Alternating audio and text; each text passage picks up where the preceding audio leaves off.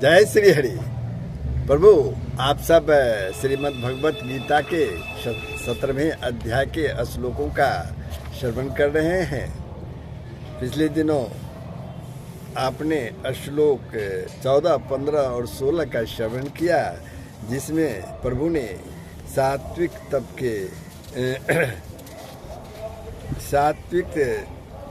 के लक्षण, जिसमें प्रभु ने वाणी संबंधी तप का स्वरूप, मन संबंधी तप का स्वरूप और तामस जग के लक्षण बतलाए और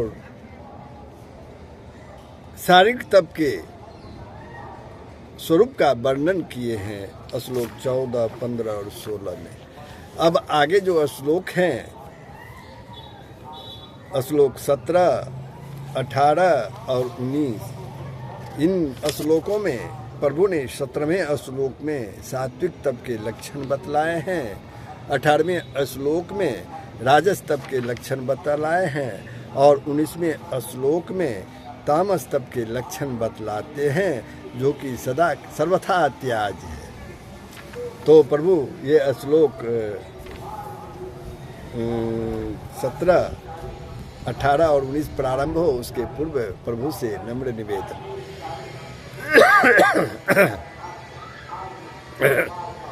तुमेव माता च पिता तुमेव बन्धुश्च सखा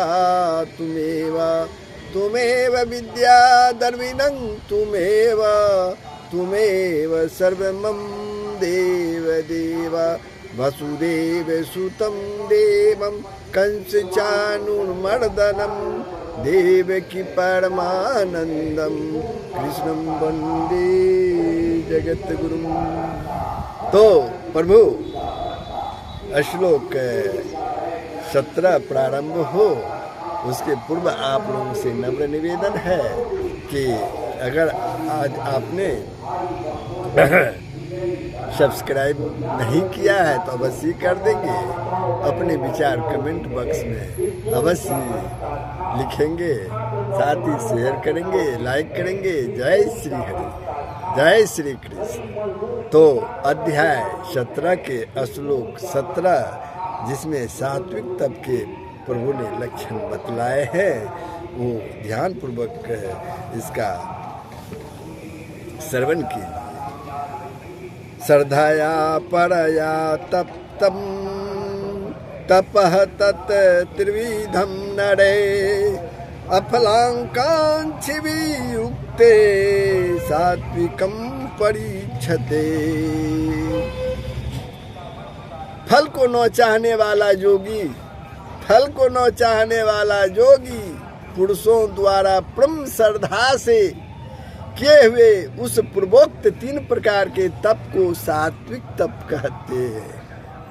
उपरोक्त जो तप किए बतलाए हैं प्रभु, कौन? श्रद्धा, फल को न चाहने वाले योगी पुरुषों द्वारा परम श्रद्धा से किए हुए उस पूर्वोक्त 3 प्रकार के तप को सात्विक तप कहते हैं।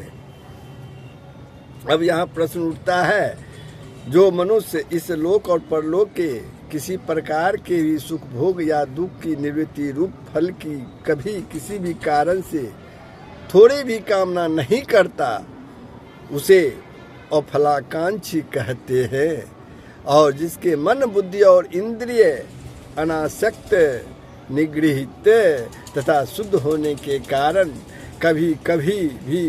कभी किसी भी प्रकार के भोग से संबंध विचलित नहीं हो सकते, जिसके आसक्ति का सर्वथा अभाव हो गया है, उसे युक्त कहते हैं।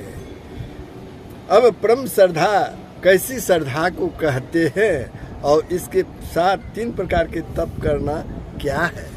परम श्रद्धा किस प्रकार के श्रद्धा को कहते हैं और इस प्रकार के तप करना जो है वो क्या है?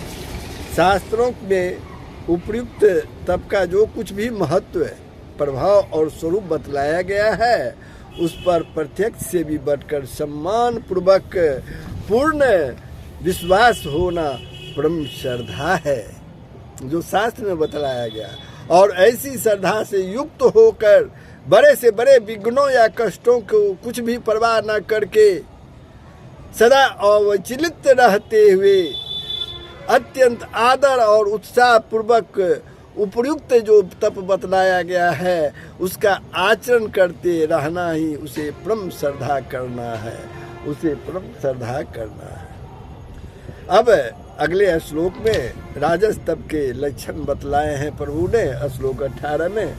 वो क्या है उसका ध्यान पूर्वक श्रवण करें।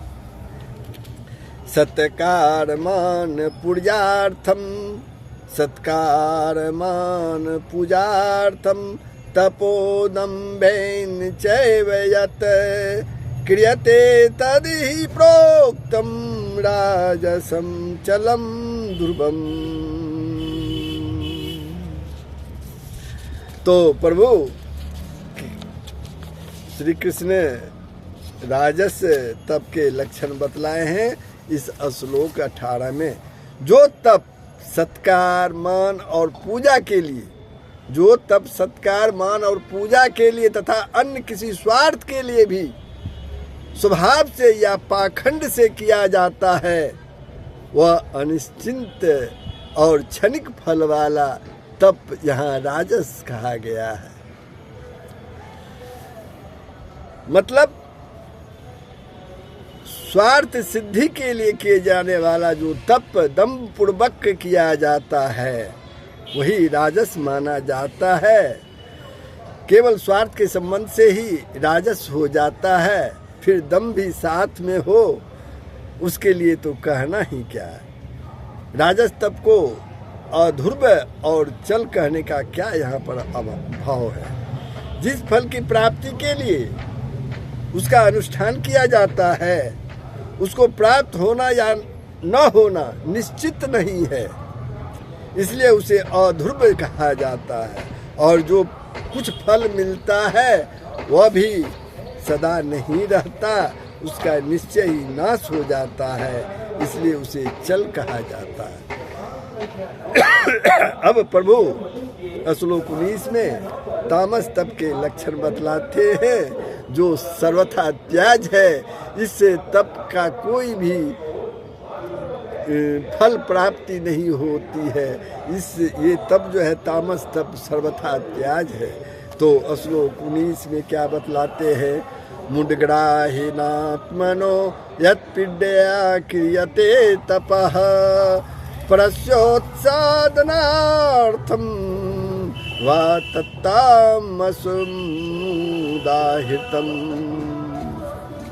जो तप मूढ़ता पूर्वक हठ से मन वाणी और शरीर की पीड़ा के सहित या दूसरे को अनिष्ट करने के लिए किया जाता है वह तप तामस कहा गया है।